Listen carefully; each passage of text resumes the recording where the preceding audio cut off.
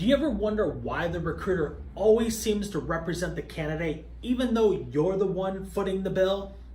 Hey there, this is Jay Vennard. I'm the robotics recruiter, and today I want to share with you some insights into picking a search firm that will 100% ruffle a lot of feathers in the recruiting industry.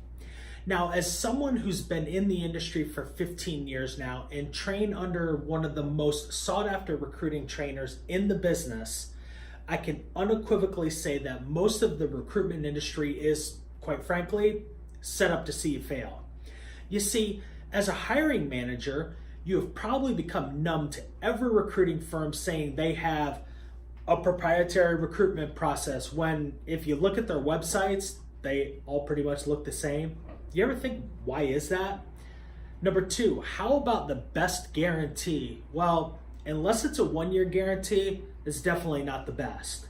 How about everyone saying they dig into your culture of their clients? No, they don't. As a matter of fact, they will submit any candidate who comes close to meeting the basic requirements for your position. How about this one?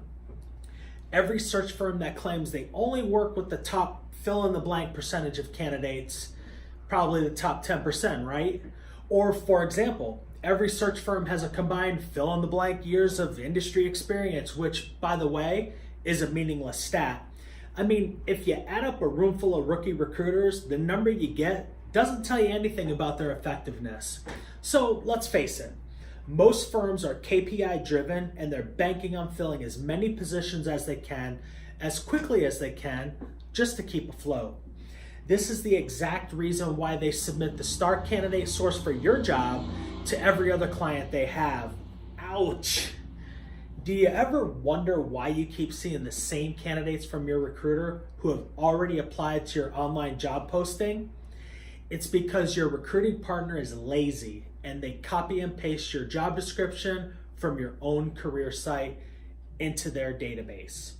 This is exactly why hiring managers get so frustrated talking to cookie cutter recruiters that add zero value, but yet are trying to sell you a commoditized service at a premium price. Ever wonder why it's exactly why the moment you push back on their high fees, they fold every single time? It's because they know you can go right down the road and get the same thing for cheaper from another body shop recruiter that will implement the same lame tactics. Quite frankly, that doesn't serve you and it gives the recruitment industry a bad name. Now, I think we can all agree the traditional contingency model is broken because it really is just based on volume and speed, and it's really severely lacking in quality. Like I said before, it's KPI driven and based on numbers. So you're not going to believe this number, but trust me, it's true, and I lived it for most of my recruiting career. Your average recruiter has to work on 10 roles just to fill one, which means they're basically working for free 90% of the time. Does that number shock you? Well, it should, because it's the exact reason you get 3 resumes from the recruiter right away, and then you never hear from them again if you don't interview their candidates. So this model, in essence, encourages recruiters to act more like candidate brokers rather than recruiting agents that are working in their client's best interest. You know, it's no wonder when I ask that question to hiring executives, why do the recruiters represent the candidate, but you're the one footing the bill? It always seems to give them pause. So I really want you to think about that for a second. If you've ever asked yourself that question, or even if you haven't, but now that I've asked you that question, you're probably thinking, you know what, Jay, that just doesn't really seem right. And you are 100% right. But never fear, I got you. I'm going to solve that problem for you right now. Because after 15 years in the executive search business, believe me, I know what separates a great firm from all the bad ones. And there are some great firms out there, but you have to find them and then you have to vet them. I want you to think back to the last time you actually vetted a search firm, or even worse, the last time you audited your current search partner. Go ahead, I'll wait. Actually, I won't wait, because if you're like 99% of the hiring managers I talk to, you've never done this, and just assume this is a job for HR. So I'm going to show you how to properly vet a search firm because unfortunately, finding the right firm can be terribly difficult. Why, you might ask? Well, because there are thousands of search firms out there and hundreds of thousands of recruiters in the US alone. And if you're anything like every one of our clients, it seems like every single one of those recruiters is pounding down your door. They're in your voicemail, they're in your email box, and especially hitting you up all the time on LinkedIn, I bet. So with that said, here are some questions that you should be asking every single search firm before you let them recruit your next Automation and Robotics All-Star. Now, I'm going to get some hate mail from recruiters for this, but that's okay because I don't really care. So anyway, here it goes. The first question you should ask is, what are your metrics? Pretty simple, right? Here you want to find out what percentage of the time they successfully complete a search. Remember, the vast majority of contingency search firms average between 10% and 20%, with 20% being on the high end. Now, when you point blank ask a contingency recruiter this question, they will stumble and bumble all over themselves and probably say something like 40, 50, 60%. You get the point. So anything over 20% is just complete BS. Conversely, if you are working with an engaged firm where you put some skin in the game with a money down deposit on a search before you engage their services, you're typically going to see about an 80 to 90% success factor. I mean, no one's ever 100%, right? Not even us. Next, ask them what their interview to placement ratio is. Now, this can vary pretty wildly, but when comparing firms, it's a pretty good metric to use. Just know the industry average is about 8 to 1. Our interview to placement ratio here at Ventec is exactly 6.7 to 1. Next, assess their metrics of passive candidates to active candidates placed. And you want that skewed toward the passive side, somewhere in the 85 to 90% range. I mean, why pay a 5-figure recruiting fee for a job board candidate?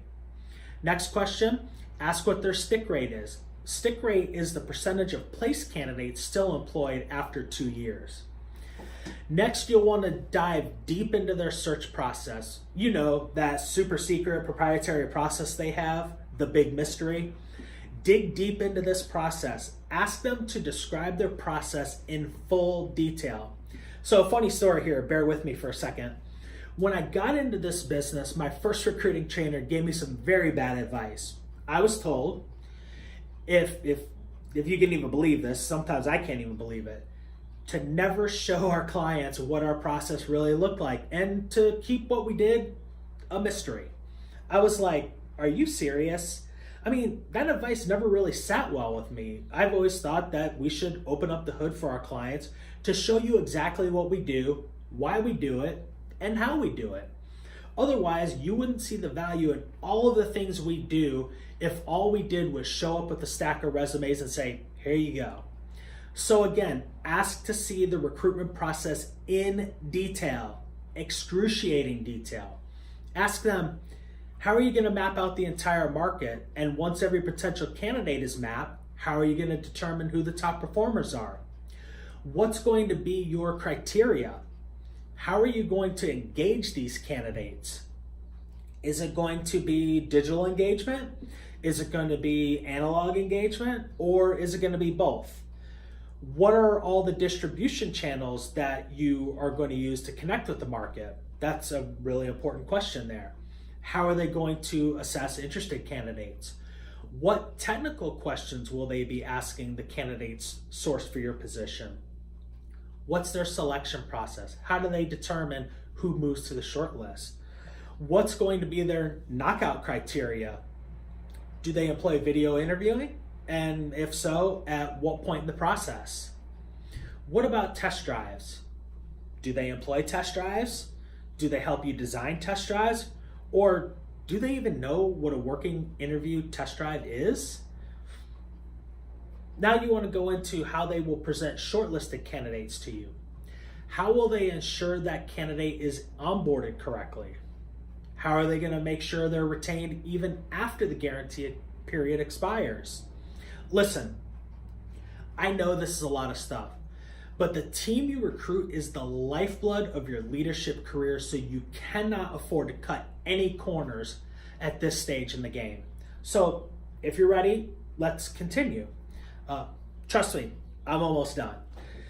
You also want to ask about the landscape of the automation and robotics market there in your city. You see, the best way to assess a recruiter who actually says they're a specialist is to ask them detailed questions about their local automation and robotics market. So, for example, if you're looking for, say, a director of automation in the Boston area, ask them how many people approximately would fit the bill in the Boston area for this specific position. And don't just let them tell you a number, have them send you a screenshot from their database showing you that number. Obviously, there's no real right or wrong answer here, but they should at least be able to map out the market and have the data readily available. Now, with that said, please don't play a game of gotcha and ask the recruiter to describe technical concepts only a director of automation would know. I mean, it's okay to ask them automation related questions, but asking a recruiter how to install a complex automated system is not how you determine the effectiveness of a recruiter, okay? Now, you must also ask if they have an off-limits list. And if so, what companies are on that list? You see, most ethical recruiters aren't even allowed to recruit from their client companies, usually for about a year or two after their last placement with them. Keep in mind, the longer the off-limits list, the less options you have available to find your next all-star. Now, that's the reason why the larger firms are not necessarily the best firms to work with, because quite frankly, they've got an off-limits list that's about a mile long. Now, if they don't have an off-limits list, you better be careful, because that means you're not on it, even if you're a client, and they might steal your people after it's all said and done, okay? Next, you should ask how they plan to sell you as a leader, your company, and your opportunity. More to the point, how do they plan to sell your employer value proposition? Because quite frankly, there's a lot of white noise out there, and it's increasing year after year after year. So it is imperative that you have a compelling invitation to attract a real, bona fide, A-player automation and robotics all-star. You should ask them how they're going to differentiate you as a leader, because they have to sell you as a strong Hall of Fame leader. Does that make sense? I hope it does. Now, my suggestion is to imagine you are a candidate on the fence and ask them to sell you on the opportunity, because a recruiter running around with a bad message about your company is the kiss of death, especially to your reputation in the marketplace. It's actually called poisoning of the well, and it only makes it harder for you to recruit top talent down the road. And trust me, I've seen it a million times. When I talk to a candidate and they say, well, Jay, I'd love to make a move, but not with that client. I've heard bad things. The reviews on Glassdoor are terrible, and 5 recruiters call me all the time for the same exact position, and that concerns me. Quite honestly, I hear this at least once a week. So you can see that poisoning the well is a very real phenomenon. Now, I have to thank you if you're still with me, so let me wrap things up. Now, this list is going to get you started, but it's certainly not an exhaustive list, however. It's just enough to get you started so you can effectively vet a search firm of your choosing. Now, I hope you got a ton of value of this from this video, and if you want to find out more about how you can pick the right firm to work with, how to completely de-risk your hiring decision, and consistently hire the top 10% all-star automation and robotics talent in the market, then do me a favor and click down below and download the Automation and Robotics All-Star Playbook. It's this bad boy right here. It's my completely free 69-page mega guide on finally eliminating the mishires, building an elite top-performing team, and crushing all expectations. This is by far the most comprehensive hiring guide in our industry and goes into much more detail than what we talked about here on the video. And believe me, I talk to over 100 hiring managers every month, and trust me, this guide is sorely needed in our industry. Because think about it. If you go to, say, any airport bookstore, you'll find row of business books on mentorship, leadership, marketing, business mindset, but none on recruiting, and certainly none on hiring top talent in the automation and robotics space, right? Quite frankly, leaders aren't even taught this, and I'm looking to change that, because imagine if you were known as the leader who can consistently field a top 10 team regardless of the company and regardless of the economic environment. You'd be able to write your own ticket. You'd be one of those Hall of Fame leaders. But you know what? It starts right here. So go ahead and download the Mega Guide. It's free. It's going to be a game changer. And if you need additional help, you can also book a call with me directly at theroboticsrecruiter.com. Now, on that call, we'll assess what you're doing now, what's working, what's not working, and I'll let you know if we can even help you. Now, I want to be upfront and say we're not a fit for every company, and we don't work with every client, but I will make 100% sure that you walk away from our call with proven strategies that you can use in your search starting today. So with that said, thank you for your time, and I look forward to chatting with you soon.